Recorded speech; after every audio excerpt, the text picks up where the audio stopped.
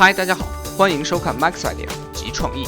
安徒生童话卖女孩的小火柴，大家都不陌生。当他擦亮火柴之后，看到了烤鸭圣诞树，还看到了久违的外婆。只是当火柴熄灭的时候，小女孩也就在圣诞夜悲惨的死去了。苍天呐，大地啊，哪位天使大姐能让小女孩的火柴慢点灭呀？于是，美国西雅图一家专门生产高级户外照明装备的公司 UCO 就发明了一款可以燃烧7分钟的火柴，而且它还有一个很甜蜜的名字，叫做 Sweet Fire。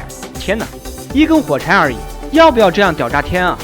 虽然它看起来跟我们常见的火柴不一样，采用三角形设计，而且使用的时候还要跟巧克力一样掰一根下来点燃，但是点燃方式倒是和传统火柴一样，都是通过与火柴盒上的擦纸摩擦将其点燃。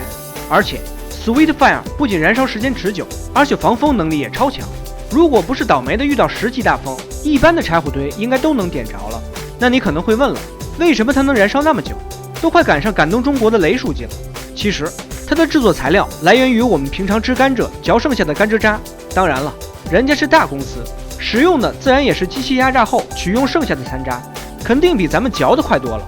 而且甘蔗渣里还加入了少量的植物蜡，不仅能防潮防风，而且点着的火焰更大，甚至把火柴掰碎了堆一块也能使用。而且 UCO 公司的人还说了，这款火柴燃烧消耗的氧气可比甘蔗本身释放的氧气少很多，所以算得上是绝对的环保火柴。只是这样一盒火柴的售价要40块钱，这都够我买多少打火机了？还有，你说要是用我自己嚼的甘蔗渣制作，它会不会便宜一点呢？好了，本期节目就到这里，我是大鹏，感谢收看。了解更多全球极致创意，请关注 Max Idea 即创意。